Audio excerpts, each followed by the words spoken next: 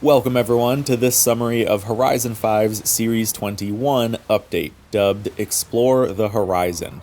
Now, the last two monthly updates we've gotten since Rally Adventure dropped have been fantastic. It seems like some major dev time has been freed up now to focus on more regular, free content, because again, this month we are getting some great new vehicles, great new features, and more. So let's go ahead and look over the playlist for this coming month. The coveted Wuling Sunshine is returning alongside the Audi RS7 for overall series point rewards. And then starting off in summer, we can see the first of 6 new vehicles coming this season. This one being the DeBerti F250 Transformer. You'll see why it gets that name later.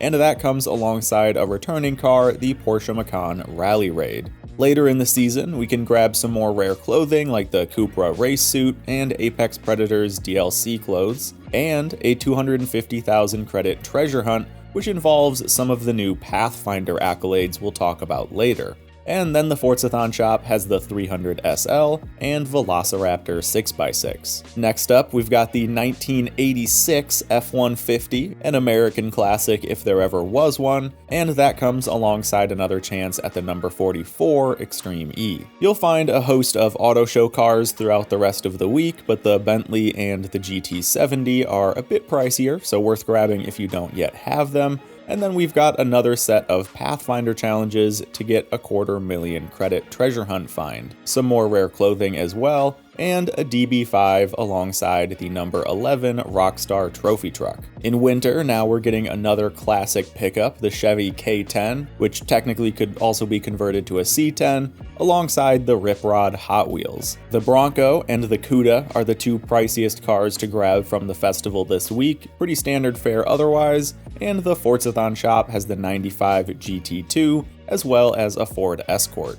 Then to wrap it up in spring, we're getting what I would say is kind of the poster child of the update, the new Hummer EV. And it is pretty cool seeing this in Horizon so quickly. The Hummer comes alongside the Morris Traveler as well. The trial reward car is another more pricey pickup, and we're wrapping it up with another set of Pathfinder treasure hunts and animal-themed smashable collectibles. The Forzathon shop is then loaded up with a couple buggies, the number 25 Bronco, as well as the Illumicraft. So, as you can see, this is definitely Truck Month, to fit the theme of the exploration, overlanding style update, and even though I'm not a big truck guy, I still really like it when they stick to a good theme like this, and honestly, I have had a lot of fun going off the beaten path in things like side-by-sides or old trucks, just to take a break from the racing in Horizon. And these new trucks are great picks for some off-road adventures.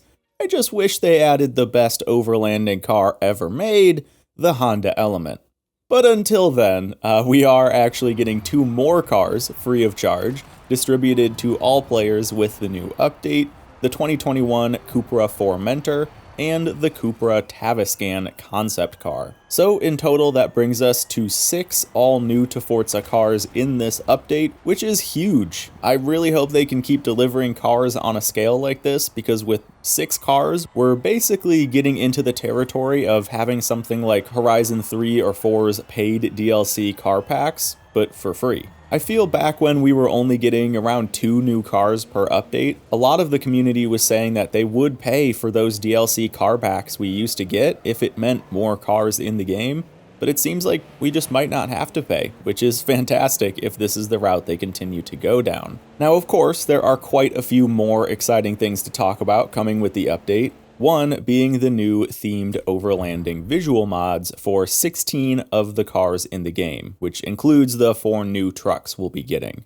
We saw most of this stuff on the F-150 Lightning from the opening of the Rally Adventure DLC, and it's great to see it coming to more cars. I've said it before, and I'll say it again, more customization for existing vehicles is incredibly valuable to me. And again, even though this isn't super my style for what I want out of Horizon, it really does just speak to the variety of car culture that Horizon games try to encompass. Now, next up, I'd say the biggest feature update for this series is the improvement to photo mode. We are finally getting some highly requested features and some that I think players didn't really expect. So let's look over what's new here. The big one that everyone has been asking for is time of day and weather customization. And as you can see, we get a selector for that now, in basically the same form that we'd see it when making event blueprints. You can pick from sort of preset times like sunrise or late afternoon, and then swap between all the available weathers in the game. Now for the weathers, I think this is the best way to handle this in the UI.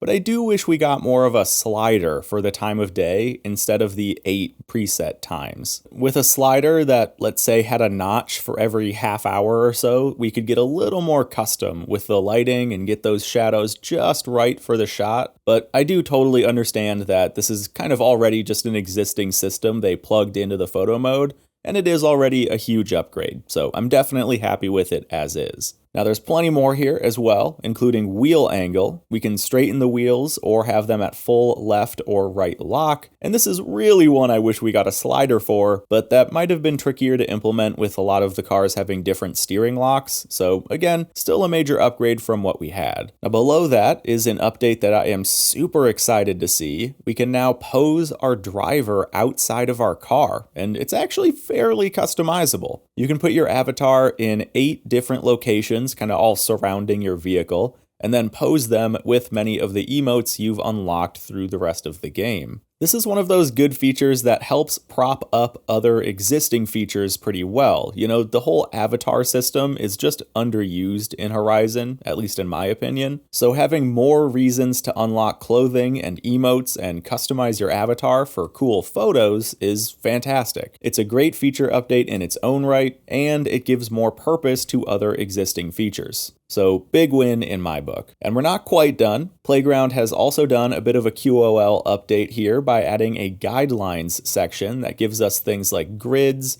different aspect ratios, and even a portrait mode toggle. So another solid improvement there. And then finally, for another quality of life update, unfortunately not shown in this footage here, we can now save and manage our own custom photo mode presets, which has been another huge ask from players for a long time. So I love seeing that functionality get added here. And that is pretty much everything for the photo mode updates. They did also add a bunch of photo mode themed accolades though, and you can see those on screen here. Now, speaking of accolades, we mentioned this a bit during the playlist with those new Pathfinder treasure hunts. These are 12 new marked routes in free roam that have attached accolades and rewards. Each week throughout this season, you'll be guided to the start of one, and then we'll have to make it through the route before being given coordinates to the next for a total of 3 routes each week. And if you make it to the end of those 3, that's when you can grab the treasure chest. And if you do them all and get every Pathfinder accolade, you'll get a new player badge as well.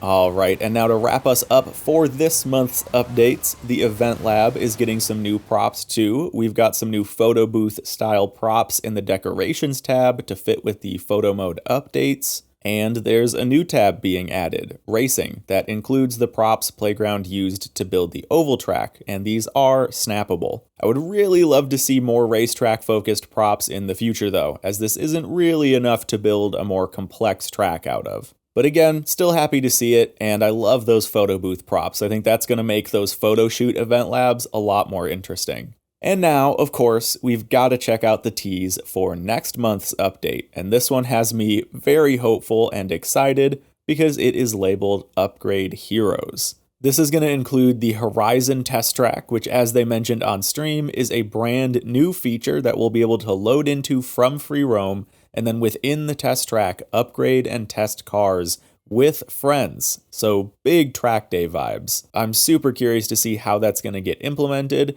And then, of course, we're going to be getting some new badges, new cars, and even more new rims. And right at the end of the stream, they did tease that both of the Donut Media 350Z high and low cars would likely be coming with this update. We'll just have to wait and see, but now given the recent track record of updates, I am really looking forward to what Playground could be bringing to the table next month. So until then, thanks everyone for watching, and I'll see you in the next video.